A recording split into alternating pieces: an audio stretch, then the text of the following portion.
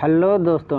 तो कैसे हैं आप लोग। मैं हूं आपका दोस्त मोहम्मद साहिल और आज हम आपका स्वागत करते हैं अपने नए वीडियो में, जिसमें हम बात करने वाले हैं एक टैबलेट के बारे में जो मार्केट में सेलिब्रेक्स के नाम से अवेलेबल मिल जाती है। आज हम देखेंगे कि सेलिब्रेक्स मार्केट में और किन किन नामों से अवेलेबल मिल जाती है, किस किस फॉर्म में अवेलेबल मिल जाती है और इसका डोज कितना लेना चाहिए, इसके साइड इफ़ेक्ट क्या होते हैं और भी कई सारी चीज़ें जानेंगे हम सेलिब्रेक्स के बारे में।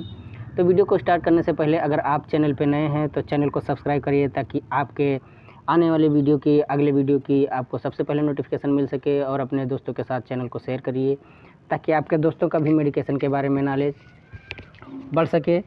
चलिए वीडियो स्टार्ट करते हैं हम। तो सबसे पहले हम देखते हैं कि सेलिब्रेक्स जो हमारी है तो इन मार्केट में और कौन कौन से नामों से अवेलेबल मिल जाती है। तो अगर बात करते हैं मार्केट में अवेलेबिलिटी के इसके नामों की, तो सबसे पहले क्या है, कॉक्सिब 200 के नाम से अवेलेबल मिल जाती है, सेलिब्रेक्स 200 के नाम से अवेलेबल मिल जाती है, सेलोकॉक्सिब के नाम से अवेलेबल मिल जाती है। आपको टेबलेट और कैप्सूल दोनों के फॉर्म में अवेलेबल मिल जाएगी। आगे हम बात कर लेते हैं इसके फार्मूले के बारे में। अगर जेनेरिक फार्मूले की बात की जाए तो इसका जेनेरिक फार्मूला जो होता है तो सेलोकॉक्सिब होता है। अगर इसकी कैटेगरी की बात की जाए तो इसकी कैटेगरी दोस्तों होती है नसर्ट्स कैटेगरी की, जो है COX-2 इनहिबिटर होती है। अगला हम बात कर लेते हैं इसके यूज़, हम कहाँ कहाँ इसको यूज़ कर सकते हैं। अगर यूज़ की बात की जाए तो इसको हम यूज़ कर सकते हैं और ऑस्टियो अर्थराइटिस में, जो बूढ़े लोगों में जो अर्थराइटिस हो जाती है या गठिया हो जाती है, गठिया की प्रॉब्लम हो जाती है, तो उस कंडीशन में भी हम इसका यूज़ कर सकते हैं। अगली कंडीशन कौन सी है, रोमेटिक अर्थराइटिस। रोमेटिक अर्थराइटिस एक ऐसी कंडीशन होती है जब हमारी बॉडी जो होती है, बॉडी की बोन्स जो होती हैं तो ऑटो इम्यून डिसफंक्शनिंग हो जाती है, या हमारी जो मेटाबॉलिक रिएक्शंस होती हैं इंक्रीज हो जाती हैं, अप एंड डाउन होती हैं। तो उस कंडीशन में अगर हमारी बोन्स पे फ़र्क पड़ता है या बोन्स हमारी डिग्रेडेट होने लगती हैं तो उस कंडीशन को कहते हैं rheumatic arthritis. Juvenile rheumatic arthritis, तो इस कंडीशन में भी क्या होता है, जो हमारे छोटे बच्चे होते हैं या न्यूबॉर्न बेबी होती हैं तो उनमें भी यूरिक एसिड का फॉर्मेशन बढ़ा हुआ होता है, या due to any unknown cause जो मदर के फीटस से ही उनमें अर्थराइटिस का सिम्टम पाया जाता है तो उसको कहते हैं जुवेनाइल रोमेटिक अर्थराइटिस। इन्फ्लामेशन में भी दे सकते हैं, इसका यूज़ कर सकते हैं हम, और स्वेलिंग में भी इसका यूज़ कर सकते हैं, स्टिफनेस में भी यूज़ कर सकते हैं, और जॉइंट पेन में भी इसको यूज़ कर सकते हैं। चलिए आगे हम देख लेते हैं इसके डोज के बारे में। अगर बात की जाए किसी भी ड्रग के डोज कैलकुलेशन की, तो अगर बात आती है जहाँ डोज कैलकुलेशन की, वहाँ पर आपको फिजिशियन का अपने कंसल्टेशन ज़रूरी लेना होता है। अगर आप फिजिशियन के कंसल्ट से कोई भी ड्रग्स यूज़ करते हैं तो आपको कभी भी किसी भी चीज़ का साइड इफ़ेक्ट देखने को नहीं मिलेगा। तो अगर बात करते हैं हम इसके डोज की, तो एडल्ट डोज जो हमारी होती है तो 100 mg से लेकर 200 mg तक के बीडी दे सकते हैं, और ये इसको 100 mg देनी है या 200 mg देनी है, इसका कंसल्टेशन या इसका डिसाइड जो होता है तो वो आपके फिजिशियन से डिसाइड करेंगे। अगर बात हम करते हैं मैक्सिमम डोज की कि एक दिन में 12 घंटे में कितनी डोज दी जा सकती है, तो 12 घंटे में इसकी डोज सिर्फ 400 mg दी जा सकती है। इससे ज़्यादा डोज हम नहीं दे सकते। अगर इससे ज़्यादा डोज देंगे तो लिथलिटी इफेक्ट क्रिएट करेगा, जिसमें पेशेंट की जान जाने का भी खतरा हो सकता है।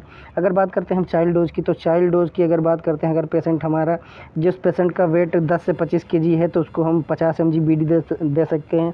अगर पेशेंट का जो वेट है तो 25 kg से ज़्यादा है तो उसको 100 mg हम बीडी प्रिस्क्राइब कर सकते हैं, जैसे डॉक्टर या जो फार्मासिस्ट।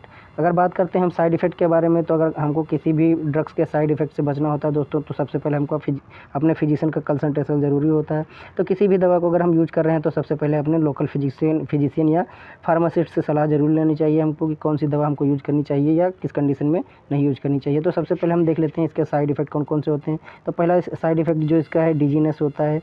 दूसरा क्या है, किडनी डिजीज़ भी हो सकती है, आपकी बॉडी में स्वेलिंग भी हो सकती है, आपको डायरिया भी हो सकती है, हेडेक भी हो सकता है, हार्टबर्न भी एक इसका साइड इफ़ेक्ट है। अगर डोज ज़्यादा हो जाए या इन कंडीशन किसी को साइड इफ़ेक्ट पहला शो होता है तो ईचिंग सबसे ज़्यादा शो होने वाला साइड इफ़ेक्ट जो हमारा ईचिंग है। तो दूसरी क्या है, सीवियर स्किन इन्फेक्शन कई बार हो जाता है।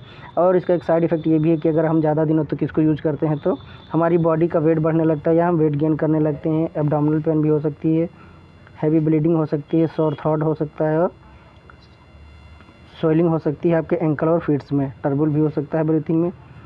आगे हम बात कर लेते हैं इसके कंट्राइंडिकेशंस की। तो कंट्राइंडिकेशंस एक ऐसी कंडीशन होती है दोस्तों कि उस कंडीशन में हमको ड्रग्स देनी है या नहीं देनी है ये डिसाइड करना होता है। तो सबसे पहली कंट्राइंडिकेशंस की अगर हम बात करते हैं तो सबसे पहला कंट्राइंडिकेशन क्या है इसका, सबसे पहला कंट्राइंडिकेशन जो है इसका, तो अगर किसी भी पेशेंट को जो हमारा पेशेंट है उसको हाइपर सेंसिटिविटी के इफेक्ट क्रिएट हो रहा है या शो हो रहा है उसकी हिस्ट्री में सेलोकॉक्सिब या नसर्ट्स कैटेगरी किसी ड्रग के खिलाफ, तो उस कंडीशन में हमको देनी नहीं होती है। दोस्तों कुछ आवाज़ का डिस्टर्बेंस लग रहा होगा क्योंकि साइड से जो हमारे तो प्लेटफॉर्म है जहाँ से ट्रेन गुजर रही है, तो थोड़ा सा आपको एडजस्ट करना पड़ेगा। अगला साइड इफ़ेक्ट की अगर हम अगले कंट्राइंडिकेशंस की अगर बात करते हैं, तो सबसे पहला अगला कंट्राइंडिकेशन क्या है, किसी भी पेशेंट को अगर किडनी या सीवियर लीवर की प्रॉब्लम्स है तो उस कंडीशन में भी हम ये दवा किसी को नहीं दे सकते हैं। सेलेकोकॉक्सिब किसी को एज ए फिजिशियन या एज ए फार्मासिस्ट प्रेस्क्राइब या सजेस्ट नहीं कर सकते हैं। तो thanks for watching my video. ऐसे इंटरेस्टिंग वीडियो के लिए जुड़े रहिए मोहम्मद साहिल से, और तब तक के लिए हम फिर मिलते हैं अगले वीडियो में। तब तक के लिए धन्यवाद, थैंक यू। एंड अपने दोस्तों के साथ ये वीडियो शेयर करें, लाइक करें और